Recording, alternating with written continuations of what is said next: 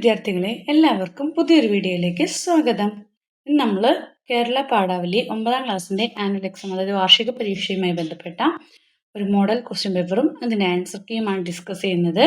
അപ്പോൾ മക്കൾ ആദ്യമായാണ് ഈ ചാനൽ കാണുന്നതെങ്കിൽ ചാനലൊന്ന് സബ്സ്ക്രൈബ് ചെയ്യണേ. അപ്പോൾ നമുക്ക് വീഡിയോയിലേക്ക് കിടക്കാം. നോക്കൂ, താഴെ ഫസ്റ്റ് ക്വസ്റ്റ്യൻ, താഴെയുള്ള ചോദ്യങ്ങളിൽ ഏതെങ്കിലും രണ്ടെണ്ണത്തിന് 2ഓ 3ഓ വാക്യത്തിൽ ഉത്തരം എഴുതുക. അപ്പോൾ വാക്യത്തിൽ ഉത്തരം എഴുതാനുള്ള ക്വസ്റ്റ്യനാണ് ചോദിച്ചിരിക്കുന്നത്. ഫസ്റ്റ് ക്വസ്റ്റ്യൻ, ആരാണിങ്ങനെ അലങ്കോലമായി കിടന്ന വീടിനെ അടുക്കിപ്പെറുക്കി വെടിപ്പുള്ളതാക്കിയത്? അടുക്കിപ്പെറുക്കി വെടിപ്പുള്ളതാക്കി എന്ന പ്രയോഗത്തിലൂടെ അർത്ഥമാക്കുന്നത് എന്ത്? അടുക്കിപ്പെറുക്കി വെടിപ്പുള്ളതാക്കി എന്ന പ്രയോഗത്തിലൂടെ അർത്ഥമാക്കുന്നത് എന്തെന്നാണ് ചോദിച്ചിരിക്കുന്നത്. എന്താണ്?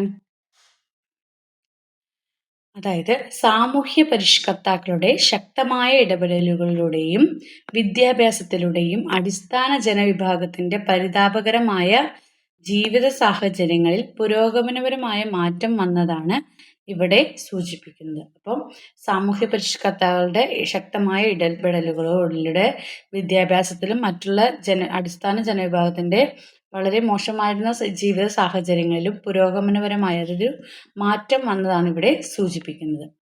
രണ്ടാമത്തത്, ബന്ധുര കാഞ്ചന കൂട്ടിലാണെങ്കിലും ബന്ധനം ബന്ധനം തന്നെ പാരിൽ കൂട്. ബന്ധനമാണെന്ന് പറയുന്നത് എന്തുകൊണ്ട്? കൂട് ബന്ധനമാണെന്ന് പറയുന്നത് എന്തുകൊണ്ടെന്നാണ് ചോദിച്ചിരിക്കുന്നത്.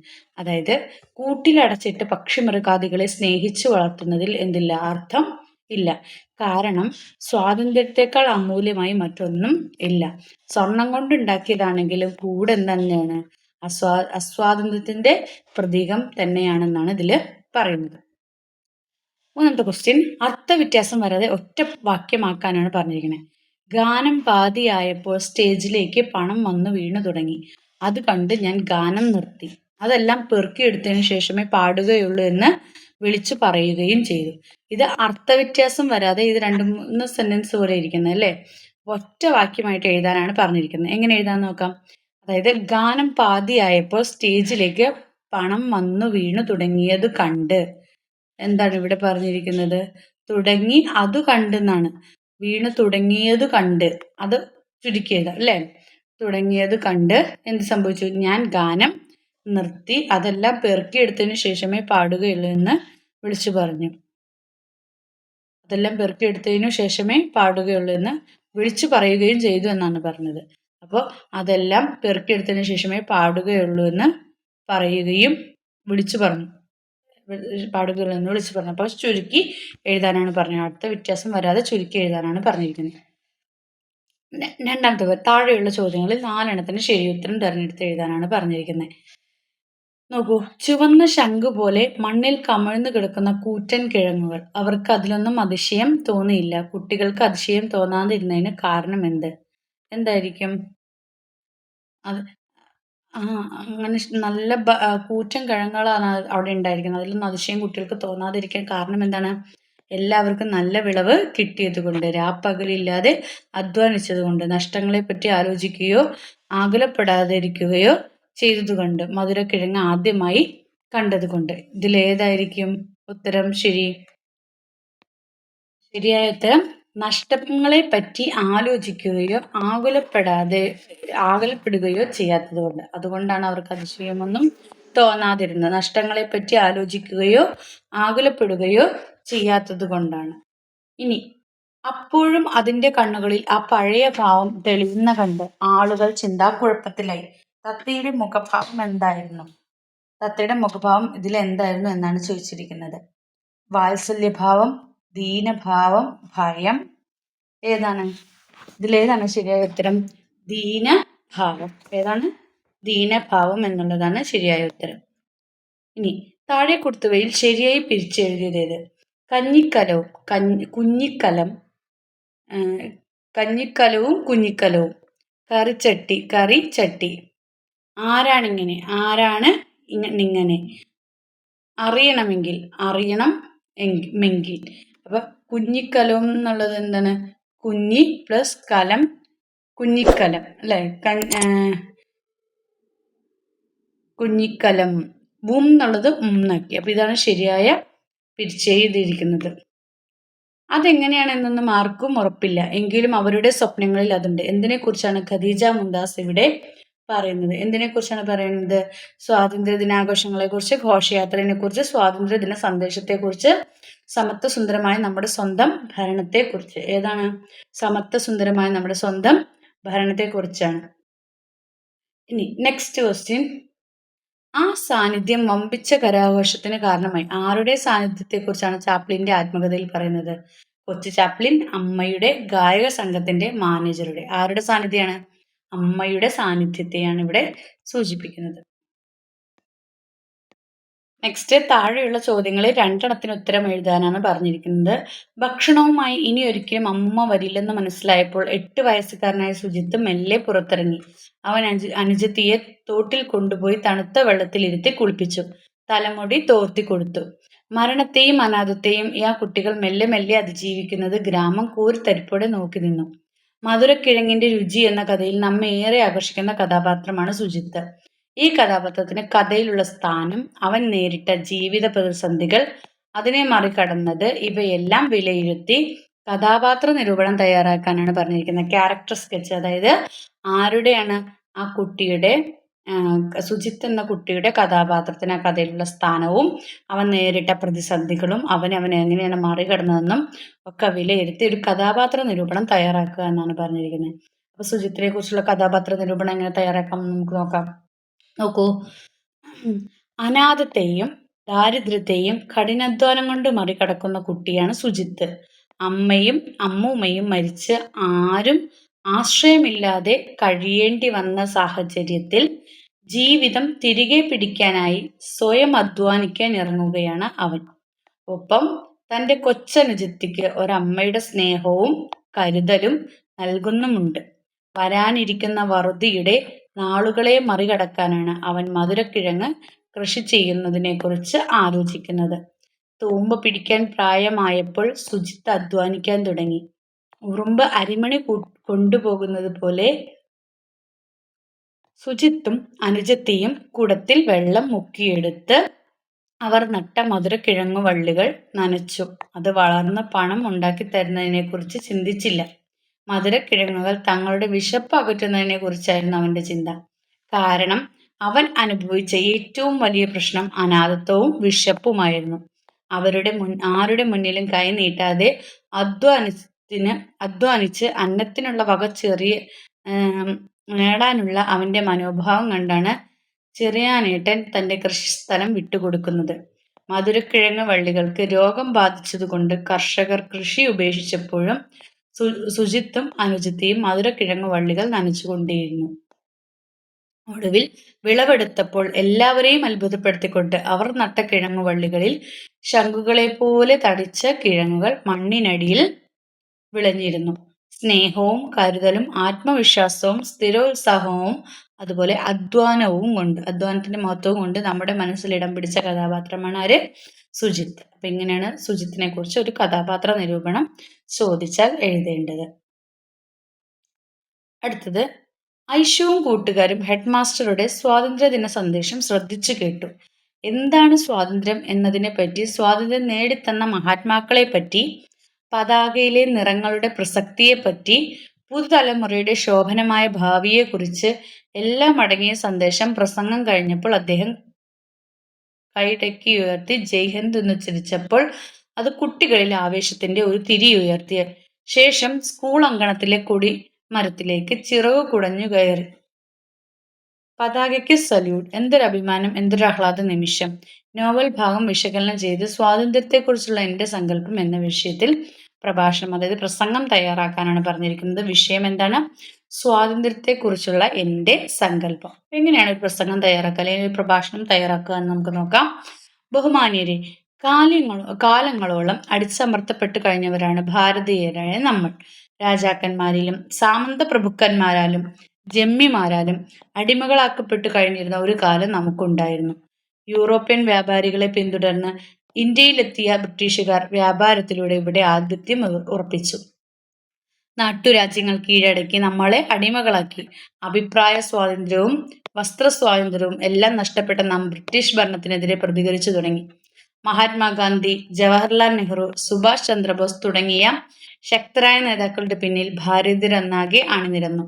നിസ്സഹകരണ പ്രസ്ഥാനങ്ങളിലൂടെ, അഹിംസാ മാർഗങ്ങളിലൂടെ ദീർഘകാലത്തെ പോരാട്ടത്തിനൊടുവിലാണ് നാം സ്വാതന്ത്ര്യത്തിന്റെ മധുരം നുകർന്നത്. സ്വാതന്ത്ര്യ സമര സേനാനികളുടെ ത്യാഗങ്ങളുടെയും രാജ്യത്തിനായി അവർ നടത്തിയ പോരാട്ടങ്ങളെയും ഓർമ്മിക്കാനുള്ള അവസരമാണ് ഓരോ സ്വാതന്ത്ര്യ ദിനവും. സ്വാതന്ത്ര്യ സമര സേനാനികൾക്ക് സ്വതന്ത്ര ഇന്ത്യയെക്കുറിച്ച് നിരവധി പ്രതീക്ഷകൾ ഉണ്ടായിരുന്നു. രാഷ്ട്രീയ സ്വാതന്ത്ര്യം മാത്രമായിരുന്നില്ല, സാമ്പത്തികവും സാമൂഹികവുമായ സമത്വം കൂടിയായിരുന്നു അവർ സ്വപ്നം കണ്ടത്. ഇന്നും ചിലയിടങ്ങളിലെങ്കിലും നിലനിൽക്കുന്ന സാമൂഹിക വിവേചനം ഇല്ലാതാക്കിയാലേ ഇന്ത്യ പൂർണ്ണ സ്വാതന്ത്ര്യത്തിലേക്ക് എത്തുകയുള്ളൂ. വർണ്ണ, വർഗ, സാമ്പത്തിക, സാമൂഹിക വിവേചനങ്ങൾക്കെതിരായി നിലകൊള്ളാൻ നമുക്ക് കഴിയണം. ദാരിദ്ര്യം അനുഭവിക്കുന്നവരില്ലാത്ത എല്ലാവരെയും ഒരുപോലെ പരിഗണിക്കപ്പെടുന്ന ഒരു ഇന്ത്യ എന്ന സ്വപ്നം യാഥാർത്ഥ്യമാക്കാൻ നമുക്ക് ഒരുമിച്ച് പരിശ്രമിക്കാം. ജയ് ഹിന്ദ്. ഇത്രയും പറഞ്ഞ് നിങ്ങളുടെ പ്രഭാഷണം നിങ്ങൾക്ക് അവസാനിപ്പിക്കാം. നെക്സ്റ്റ് ക്വസ്റ്റ്യൻ, കവിത വായിച്ച് ആസ്വാദനം തയ്യാറാക്കാനാണ് പറഞ്ഞിരിക്കുന്നത്. ഏതാണ് കവിത? വീഴാത്ത പൂവ്. വേലിപ്പടർപ്പിൽ ഒരു പൂവുണ്ട്, വഴിയെ പോകുന്നവർക്കെല്ലാം മഞ്ഞുനീരിൽ കുതിർന്ന മന്ദസ്മിതം കൈമാറുന്ന ചെറിയ പൂവ്. കാറ്റിന് അതിന്റെ വാസന ഇഷ്ടമല്ല. പാവം തോന്നിയിട്ടായിരിക്കണം, ആരും അതിനെ നുള്ളിയെടുക്കാറുമില്ല. സ്കൂൾ കുട്ടികൾക്കും വിലാപയാത്രക്കാർക്കും കാർബൺ കമ്പനിയിലെ സൈറൻ വിട്ടിറങ്ങുന്നവർക്കും ഒരേ ചിരി സമ്മാനിച്ചുകൊണ്ട് അതങ്ങനെ നിൽക്കും. ആ വഴി പോകാറുള്ള ഭ്രാന്തൻ വേലായുധനോ പാത്തുമ്മയുടെ ആടോ അതിനെ ഇതുവരെ ശ്രദ്ധിച്ചിട്ടില്ല. പട്ടുചിറക് ധരിച്ച ശലഭങ്ങളൊന്നും ആ വേലിപ്പടർപ്പിലേക്ക് പറന്നിറങ്ങാറുമില്ല. പൂവിന് ഇപ്പോഴും വലിയ നാണമാണ്. പേര് ചോദിച്ചാൽ പറയാതെ അതേ മന്ദസ്മിതമാണ്. മോഹനകൃഷ്ണൻ കാലടിയുടെ ഒരു കവിതയാണിത്. ഇതിനെക്കുറിച്ച് ആസ്വാദനം തയ്യാറാക്കാനാണ് പറഞ്ഞിരിക്കുന്നത്. അപ്പോൾ ഈ കവിത ആരുടേതാണ്, എന്താണ് കവിതയുടെ പേര്, അതൊക്കെ തുടക്കത്തിൽ വേണം. നമുക്ക് എങ്ങനെയാണ് ഒരു ആസ്വാദനക്കുറിപ്പ് തയ്യാറാക്കണമെന്ന് നോക്കാം. അവഗണനയുടെ വേദനയിലും പുഞ്ചിരി തൂകുന്ന മനുഷ്യരെ പോലെയാണ് കവിതയിലെ പൂവ്. വേലിപ്പടർപ്പിൽ എല്ലാവർക്കും കാണാനാവുന്ന വിധമാണ് അത് നിൽക്കുന്നത്. മഞ്ഞിൽ കുതിർന്ന ഒരു പുഞ്ചിരി അത് ചുണ്ടിൽ എപ്പോഴും കാത്തുവച്ചിട്ടുണ്ട്. ആരെയും ആകർഷിക്കുന്നതല്ല അതിന്റെ മണം. അതുകൊണ്ട് തന്നെ സർവ്വവ്യാപിയായ കാറ്റിനു പോലും അതിന്റെ അടുത്തേക്ക് പോകാറില്ല. ഭംഗിയും നിറവും കുറവായതുകൊണ്ടാകണം ആരും അതിനെ നുള്ളിയെടുക്കാറുമില്ല. ഇങ്ങനെ അവഗണിക്കപ്പെടുമ്പോഴും ആ വഴി പോകുന്ന സ്കൂൾ കുട്ടികൾക്കും വിലാപയാത്രക്കാർക്കും കാർബൺ കമ്പനിയിലെ ജോലി കഴിഞ്ഞിറങ്ങുന്നവർക്കുമെല്ലാം ഒരു പുഞ്ചിരി സമ്മാനിച്ചുകൊണ്ട് ആ പൂവ് കൊഴിയാതെ നിന്നു. ഭ്രാന്തൻ വേലായുധനോ പാത്തുമ്മയുടെ ആടോ അതിനെ ശ്രദ്ധിച്ചില്ല എന്ന് കവി പറയുന്നു. ടിയുടെയും ബഷീറിന്റെയും ശ്രദ്ധേയമായ കഥാപാത്രങ്ങളാണിവർ. പട്ടുപോലെ മനോഹരമായ ചിറകുകളുമായി പാറി നടക്കുന്ന പൂമ്പാറ്റയും ആ പൂവിനെ പരിഗണിച്ചില്ല. അത് നിൽക്കുന്ന വേലിപ്പടർപ്പിലേക്കും അവ കയറിയില്ല. ഇതിലൊന്നും പരിഭവമില്ലാതെ നാണത്തോടെ ചെറുചിരിയോടെ നിൽക്കുകയാണ് ആ പൂവ്. എല്ലാവരും നോക്കി പുഞ്ചിരിക്കുമ്പോഴും ആരും പരിഗണിക്കാത്തതിന്റെ വേദന പൂവിന്റെ ഉള്ളിലുണ്ട്. അത് പുറമേ കാണിക്കാതെ എല്ലാറ്റിനെയും സ്നേഹിക്കുകയാണ് പൂവ്. തിരിച്ചൊന്നും പ്രതീക്ഷിക്കാതെ മറ്റുള്ളവരെ സ്നേഹിച്ച് ജീവിതത്തിൽ സന്തോഷം കണ്ടെത്തുന്ന ഈ കവിതയിലെ ഒറ്റപ്പെടലിന്റെ വേദനയും ആ പൂവിന്റെ ഉള്ളിലുണ്ടാവുന്ന ആരും പരിഗണിക്കാത്തതിന്റെ സങ്കടവും പക്ഷെ തിരിച്ചൊന്നും പ്രതീക്ഷിക്കാതെ മറ്റുള്ളവരെ സ്നേഹിച്ച് ജീവിതത്തിൽ സന്തോഷം കണ്ടെത്തുന്ന കാര്യവുമാണ് ഈ കവിതയിൽ പറഞ്ഞിരിക്കുന്നത്. അപ്പോൾ ഇങ്ങനെയാണ് നിങ്ങളൊരു ആസ്വാദനക്കുറിപ്പ് തയ്യാറാക്കേണ്ടത്. നെക്സ്റ്റ്, താഴെ വരെയുള്ള ചോദ്യങ്ങളിൽ 5 ഉത്തരം എഴുതാനാണ് പറഞ്ഞിരിക്കുന്നത്. ഒന്നാമത്തെ ക്വസ്റ്റ്യൻ നോക്കാം നമുക്ക്. തത്തക്കൂട് എന്ന ശീർഷകം കഥയ്ക്ക് എത്രമാത്രം ഉചിതമാണ്? നിങ്ങളുടെ നിരീക്ഷണങ്ങൾ കുറിക്കുക. തത്തക്കൂട് എന്ന ശീർഷകം ഈ കഥയ്ക്ക് എത്രമാത്രം ഉചിതമാണെന്നാണ് ചോദിച്ചിരിക്കുന്നത്. അപ്പോൾ അതിന്റെ ഔചിത്യം വിശദമാക്കി നിങ്ങളുടെ നിരീക്ഷണങ്ങൾ എഴുതാനാണ് പറഞ്ഞിരിക്കുന്നത്. എങ്ങനെ നമുക്ക് നിരീക്ഷണങ്ങൾ എഴുതാം? പ്രിയപ്പെട്ടവർ കൂട്ടില്ലാത്ത ഒരാൾക്ക് തത്തക്കൂട്ടാകുമെന്നാണ് തത്തക്കൂട്ട് എന്ന കഥയിൽ നിന്ന് നാം മനസ്സിലാക്കുന്നത്. പല മൃഗങ്ങളെയും പക്ഷികളെയും മനുഷ്യർ വീട്ടിൽ വളർത്താറുണ്ട്. അവയുമായി ആത്മബന്ധവും ഉണ്ടാകാറുണ്ട്. ഏകാകികൾക്ക് വളർത്തു മൃഗങ്ങളും പക്ഷികളും കൂട്ടാകുന്ന സന്ദർഭവും ധാരാളമുണ്ട്. തത്തക്കൂട്ട് എന്ന കഥയിൽ തത്തയുമായി കുട്ടിക്കൃഷ്ണനും ഭാഗ്യലക്ഷ്മിയും കൂട്ടുകൂടുകയാണ്. അപ്പോൾ ആരൊക്കെയാണ് ഇതിലെ കഥാപാത്രങ്ങൾ? കുട്ടിക്കൃഷ്ണനും ഭാഗ്യലക്ഷ്മിയും. മക്കളും പേരക്കുട്ടികളും കൂടെ ഇല്ലാത്ത അവർക്ക് തത്തയാണ് കൂട്ടും ആശ്വാസവുമായി മാറുന്നത്. തത്തയും അവർക്ക് സ്നേഹം തിരിച്ചു നൽകുന്നു.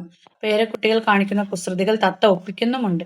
തത്തയ്ക്ക് കുട്ടിക്കൃഷ്ണന്റെ ഒറ്റപ്പെടലും വേദനയും മനസ്സിലാക്കാൻ സാധിക്കുന്നുണ്ട് എന്ന് കഥാവസാനം നാം തിരിച്ചറിയുന്നു.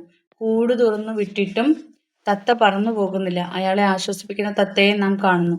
ഭാര്യ മരിച്ച് തനിച്ചായപ്പോഴും കുട്ടിക്കൃഷ്ണന് തത്ത മാത്രമാണ് കൂട്ടായിട്ടുള്ളത്. മനുഷ്യനും തമ്മിലുള്ളത് മാത്രമല്ല, മനുഷ്യനും മറ്റു ജീവജാലങ്ങളും തമ്മിലുള്ള ബന്ധവും ആഴത്തിലുള്ളതാണ്. അതുകൊണ്ട് തത്തക്കൂട്ട് എന്ന ശീർഷകം തികച്ചും ഉചിതമാണ്. അപ്പൊ ഈ ഹെഡിങ്ങിന്റെ അല്ലെങ്കിൽ തലക്കെട്ടിന്റെ ഔചിത്യം എത്രയാണെന്നാണ് ഇതിൽ ചോദിച്ചിരിക്കുന്നത്. അപ്പൊ അതിന്റെ നിരീക്ഷണങ്ങൾ എഴുതേണ്ടത് ഇങ്ങനെയാണ്. നെക്സ്റ്റ് 13ാമത്തെ ക്വസ്റ്റ്യൻ. കാണുന്നുണ്ട് അനേകം അക്ഷരങ്ങൾ എന്ന കവിതയിൽ അടിസ്ഥാന വിഭാഗത്തിന്റെ ജീവിതാവസ്ഥകളിലുണ്ടായ മാറ്റങ്ങളാണ് അവതരിപ്പിക്കുന്നത്. കവിത വിശകലനം ചെയ്ത് കുറിപ്പ് തയ്യാറാക്കുക. അപ്പൊ ഏത് കവിതനെയാണ്? കാണുന്നുണ്ട് അനേകം അക്ഷരങ്ങൾ. നോക്കാം എങ്ങനെയാണ് കവിത വിശകലനം ചെയ്ത് കുറിപ്പ് തയ്യാറാക്കുന്നത് നോക്കാം. നോക്കൂ, നൂറ്റാണ്ടുകളോളം അടിമകളും തൊട്ടുകൂടാത്തവരുമായി കഴിഞ്ഞ ഒരു ജനവിഭാഗം നമ്മുടെ നാട്ടിലും ഉണ്ടായിരുന്നു. കേരളത്തിൽ നടന്ന നവോത്ഥാന മുന്നേറ്റങ്ങളാണ് അവരുടെ ജീവിതത്തിൽ മാറ്റങ്ങൾ കൊണ്ടുവന്നത്. ഈ മാറ്റങ്ങളെ അടയാളപ്പെടുത്തുന്ന കവിതയാണ് കാണുന്നുണ്ട് അനേകം അക്ഷരങ്ങൾ. സമൂഹത്തിലെ അധികൃതരെന്ന് കൽപ്പിച്ച് മാറ്റി നിർത്തിയവരിലേക്ക് അറിവിന്റെ വെളിച്ചം, അതായത് വിദ്യാഭ്യാസം കടന്നു വന്നപ്പോൾ അവരുടെ ജീവിതം സമഗ്രമായി മാറി. ശ്രീനാരായണ ഗുരുവിനെ പോലെയുള്ള സാമൂഹ്യ പരിഷ്കർത്താക്കൾ നടത്തിയ നവോത്ഥാന പ്രവർത്തനങ്ങൾ കൊണ്ടുവന്ന വെളിച്ചമാണ് സമൂഹത്തിൽ വന്ന മാറ്റത്തിനു കാരണം. വീടിനുണ്ടായ മാറ്റങ്ങൾ അടിസ്ഥാന ജനവിഭാഗത്തിന്റെ ഉയർത്തെഴുന്നേൽപ്പായി കവി തിരിച്ചറിയുന്നു. നൂറ്റാണ്ടുകളോളം അടിമകളായി തൊട്ടുകൂടാത്തവരും തീണ്ടുകൂടാത്തവരുമായി കഴിഞ്ഞ ഒരു ജനത സമൂഹത്തിന്റെ മുഖ്യധാരയിലേക്ക് എത്തുകയും അവരുടെ കുഞ്ഞുങ്ങൾ സ്കൂളിലെത്തി അറിവിന്റെ മധുരം നുണയുകയും ചെയ്തു. ഒരു കാലത്ത് കുഞ്ഞുങ്ങൾക്ക് വിദ്യാഭ്യാസം അപ്രാപ്യമായിരുന്നു. സ്കൂളുകളിൽ അവർക്ക് പ്രവേശനം ഉണ്ടായിരുന്നില്ല. അക്ഷര വെളിച്ചം ലഭിച്ചതോടെ കുഞ്ഞുങ്ങളുടെ മുഖത്ത് പുഞ്ചിരി വിടർന്നു. ദാരിദ്ര്യവും അനാരോഗ്യകരമായ ചുറ്റുപാടുകളും മാറി. മുറ്റം വൃത്തിയും വെടിപ്പും ഉള്ളതായി. കേരളത്തിന്റെ നവോത്ഥാന ചരിത്രത്തിലേക്ക് വാതിൽ തുറക്കുന്നതാണ് ഈ കവിത. ഇനി 14ാമത്തെ ക്വസ്റ്റ്യൻ. അതായിരുന്നു എൻ്റെ അരങ്ങേറ്റം. അമ്മയുടെ അരങ്ങൊഴിയിലും ചാർലി ചാപ്ലിന്റെ അരങ്ങേറ്റത്തിന് ഇടയായ സാഹചര്യം എന്തായിരുന്നു? ചാർലി ചാപ്ലിന്റെ അമ്മ സ്റ്റേജിൽ പാട്ട് പാടുന്നതിനിടയ്ക്ക് പെട്ടെന്ന് ശബ്ദമിടറുകയോ അതൊരു മന്ത്രണമായി പരിണമിക്കുകയോ ചെയ്യും. അപ്പോൾ കാഴ്ചക്കാർ ചിരിക്കാനും കൂവാനും തുടങ്ങും. വാടക വീട്ടിൽ ചാപ്ലിനെ തനിച്ചാക്കി പോകാൻ താല്പര്യമില്ലാത്തതിനാൽ അമ്മ അവനെയും തിയേറ്ററിലേക്ക് കൊണ്ടുപോകുന്നത് പതിവായിരുന്നു. അൾഡർഷോട്ടിലെ ക്യാൻറ്റീൻ തിയേറ്ററിൽ വെച്ച് ഒരു പരിപാടിക്കിടെ അമ്മയുടെ ശബ്ദമിടറുകയും അതൊരു പിറുപിറുപ്പായി മാറുകയും ചെയ്തപ്പോൾ കാണികൾ ചിരിക്കാനും കളിയാക്കാനും തുടങ്ങി. അമ്മയ്ക്ക് വേദി വിട്ട് പോരേണ്ടി വരികയും ചെയ്തു. ഈ സമയം വേദിയുടെ പാർശ്വഭാഗത്ത് നിൽക്കുകയായിരുന്ന ചാപ്ലിൻ ആളുകൾ ചിരിക്കാനും കളിയാക്കാനും തുടങ്ങിയപ്പോൾ മാനേജർ ചാപ്ലിനെ വേദിയിലേക്ക് കൈപിടിച്ച് കൊണ്ടുപോയി സംഗീതോപകരണങ്ങളുടെ അകമ്പടിയോടെ ആ സ്റ്റേജിൽ ചാപ്ലിൻ പാടാൻ തുടങ്ങി. ഗാനം പാതിയായപ്പോൾ സ്റ്റേജിലേക്ക് പണം വന്ന് വീണു തുടങ്ങി. തികച്ചും സ്വാഭാവികമായി ചാപ്ലിൻ കാണികളോട് സംസാരിക്കുകയും നൃത്തം ചെയ്യുകയും ചെയ്തു. അമ്മ ഐറിഷ് മാർച്ച് ഗാനം ആലപിക്കുന്നതുൾപ്പെടെ പല അനുകരണങ്ങൾ അവതരിപ്പിക്കുകയും ചെയ്തു. അതായിരുന്നു ചാപ്ലിന്റെ അരങ്ങേറ്റം.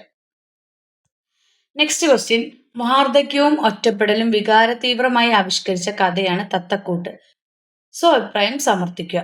വാർദ്ധക്യവും ഒറ്റപ്പെടലും വികാരതീവ്രമായി ആവിഷ്കരിച്ച കഥയാണ് തത്തക്കൂട്ട്. അതിന്റെ അഭിപ്രായം സമർത്ഥിക്കാനാണ് പറഞ്ഞിരിക്കുന്നത്.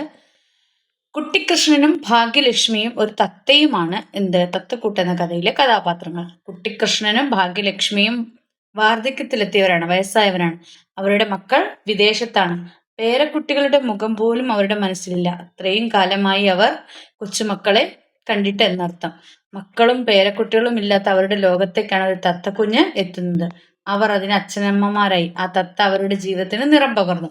അവരോട് കുറുമ്പ് കാട്ടിയും കൊച്ചു വർത്തമാനം പറഞ്ഞും തത്ത അവരുടെ ജീവിതത്തിന്റെ ഭാഗമായി. അപ്രതീക്ഷിതമായിട്ടാണ് ഭാഗ്യം മരിക്കുന്നത്. അതോടെ കുട്ടിക്കൃഷ്ണൻ തീർത്തും ഒറ്റപ്പെടുന്നു. അതായത് ഭാഗ്യം മരിക്കുകയും കുട്ടിക്കൃഷ്ണൻ വീണ്ടും ഒറ്റപ്പെടുകയും ചെയ്യുന്നു. 41 വർഷം തുണയായി കൂടെ ജീവിച്ച ഭാര്യയുടെ മരണം അയാൾക്ക് ഉണ്ടാക്കിയ ആഘാതം അത്ര വലുതായിരുന്നു. ആ ആഘാതമാണ് ആകെയുള്ള കൂട്ടായ തത്തയോട് പറന്നു പോയിക്കൊള്ളാൻ പറയാൻ അയാളെ പ്രേരിപ്പിക്കുന്നത്. വാർദ്ധക്യ ജീവിതത്തിന്റെ ഏകാന്തതയാണ് ഈ കഥയുടെ അന്തർധാര. ഇത്തരം ജീവിതങ്ങൾ ഇന്നും നമുക്ക് ചുറ്റും നിരവധി കാണാൻ കഴിയും. അപ്പൊ കുട്ടിക്കൃഷ്ണന്റെ ഏകാന്തതയും വാർദ്ധക്യത്തിലുണ്ടായ അവരുടെ ഇതൊക്കെയാണ് ഈ കഥയിൽ പറയുന്നത്. തത്ത കൂട്ടായി വരുന്നതും അതിനെക്കുറിച്ചെല്ലാമാണ് ഈ കഥയിൽ പറഞ്ഞു വെക്കുന്നത്. നെക്സ്റ്റ് ക്വസ്റ്റ്യൻ, ജാതിഭേദം മതദ്വേഷം ഏതുമില്ലാതെ സർവരും സോദരതന്നെ വാഴുന്ന മാതൃകാ സ്ഥാനമാണിത്. ഈ വരികളെ അർത്ഥവത്താക്കുന്നതായിരുന്നു ശ്രീനാരായണ ഗുരുവിന്റെ ജീവിതം. നിങ്ങളുടെ അഭിപ്രായം കൂടി ഉൾപ്പെടുത്തി തയ്യാറാക്കുക. കുറിപ്പ് തയ്യാറാക്കാനാണ് പറഞ്ഞിരിക്കുന്നത്. എങ്ങനെ കുറിപ്പ് തയ്യാറാകുന്നത് നോക്കാം. ജാതിയുടെയോ മതത്തിന്റെയോ പേരിലുള്ള വിദ്വേഷമില്ലാതെ എല്ലാവരും സഹോദര്യത്തോടെ കഴിയുന്ന മാതൃകാസ്ഥാനം എന്നാണ് നമ്മുടെ നാടിനെ ഗുരു വിശേഷിപ്പിച്ചത്. ജാതിയുടെയും മതത്തിന്റെയും പേരിൽ ആരെയും മാറ്റി നിർത്തരുത് എന്നാണ് അദ്ദേഹം ആഗ്രഹിച്ചത്. താൻ നേതൃത്വം നൽകിയ യോഗത്തിൽ മറ്റുള്ളവരിൽ നിന്ന് അകന്നു മാറിയിരുന്ന പാവപ്പെട്ട കർഷക തൊഴിലാളിയെ കൊണ്ട് അദ്ദേഹം ആശങ്കാകുലനായി. അവരിൽ നിന്നും 2 കുട്ടികളെ തന്റെ ഇരുവശവും വിളിച്ചിരുത്തി അവർ ഇങ്ങനെ വേർതിരിഞ്ഞിരിക്കേണ്ടവരല്ല എന്നും അവരും മറ്റുള്ളവരും സമന്മാരാണെന്ന് തോന്നൽ ഉണ്ടാകണമെന്നും അവിടെ കൂടിയിരുന്നവരെ പറഞ്ഞ് ബോധ്യപ്പെടുത്തി. മറ്റുള്ളവരെ പോലെ അവരും ദൈവത്തിന്റെ മക്കളാണെന്ന് പറഞ്ഞ് അവരെ ചേർത്തിരുത്തുമ്പോൾ ഗുരുവിന്റെ കണ്ണുകൾ നിറഞ്ഞൊഴുകുകയായിരുന്നു. ജാതിയുടെ നിരനിർദ്ധകത വെളിപ്പെടുത്തുന്നതായിരുന്നു ഗുരുവിന്റെ വാക്കുകളും പ്രവൃത്തിയുമെല്ലാം. ഇനി നെക്സ്റ്റ് ക്വസ്റ്റ്യൻ, അച്യുതാമ്മയ്ക്ക് വേണ്ടി മാറ്റിവെച്ച ഞായറാഴ്ചയുടെ ചിത എരിയുന്ന നേരത്താണ് എനിക്ക് മടങ്ങാൻ കഴിഞ്ഞത്. കഥയിലെ ഈ വാക്യത്തിന്റെ അർത്ഥതലം കണ്ടെത്തുക. എന്താണ്? അച്യുതമ്മാമയ്ക്ക് വേണ്ടി മാറ്റിവെച്ച ഞായറാഴ്ചയുടെ ചിത എരിയുന്ന നേരത്താണ് എനിക്ക് മടങ്ങാൻ കഴിഞ്ഞത്. അതായത് അച്യുതമ്മാമയ്ക്ക് വേണ്ടി മാറ്റിവെച്ച ഞായറാഴ്ചയും മാധവൻ അദ്ദേഹത്തോട് സംസാരിക്കാൻ വേണ്ടിയിട്ട് സാധിച്ചില്ല.